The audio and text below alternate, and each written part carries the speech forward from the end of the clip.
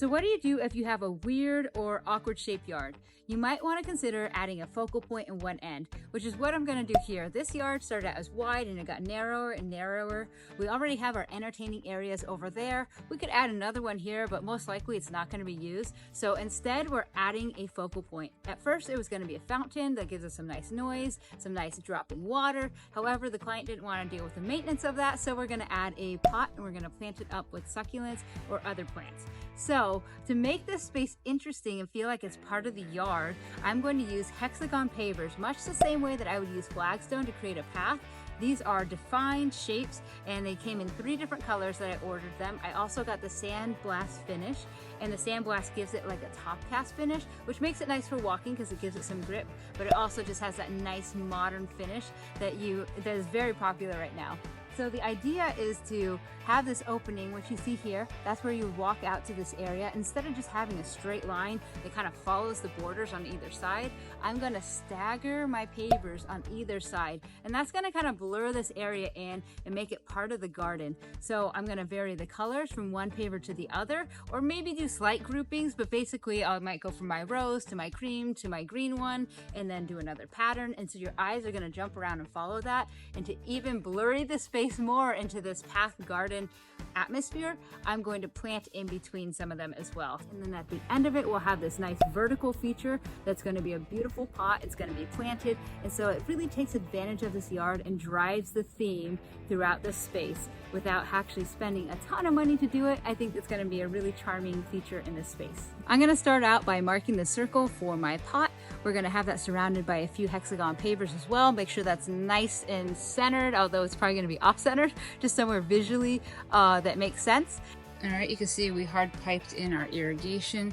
That way this doesn't get pinched at the bottom, and then we drilled another hole for actual drainage. We're going to fill it up with a lot of gravel, so that way we don't have a lot of drainage issues, probably 3/4. Now I'm going to place some landscape fabric, and that's going to separate the gravel from the soil.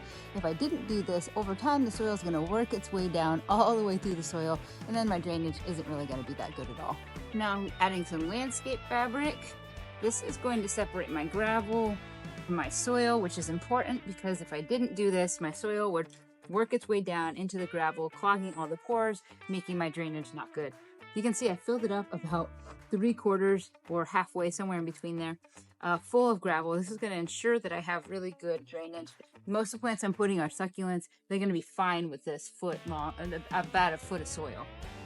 I went ahead and just mixed in some potting soil that I had with some soil conditioner. I have about 10 inches to a foot worth of dirt or soil in this planter.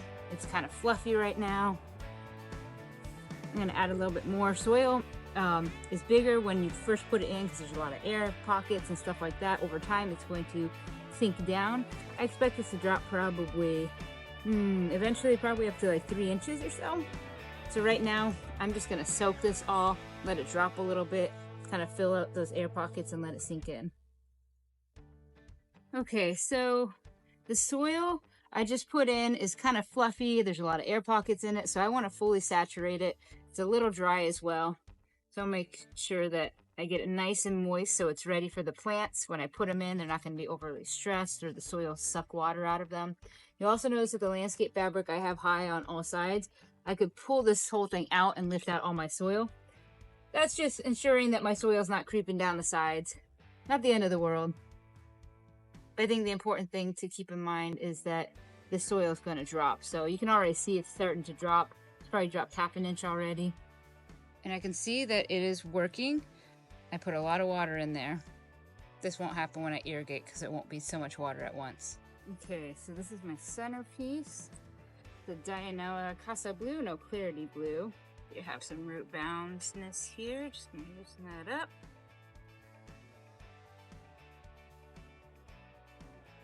That's good there. That's about where I want my soil. I don't want my soil any taller than about 1 to 2 inches below the lip, because if you water it, you don't want it overflowing over the top. Okay, I'm going to surround it with some succulents. These are on similar watering needs, but not quite the same. I'm going to water a little bit less since I'm in a area that only gets sun for about, I don't know, maybe 4 hours a day. This should be fine. And you notice we have really good drainage, so I'll water it, it'll spill through.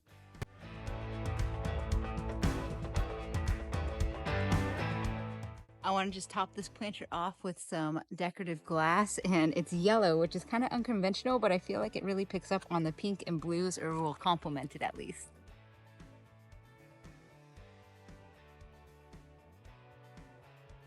So I went and finished this little pot off with some decorative glass, and it's yellow, which I think makes a nice complementary to the pinks and the blues, especially that you see here.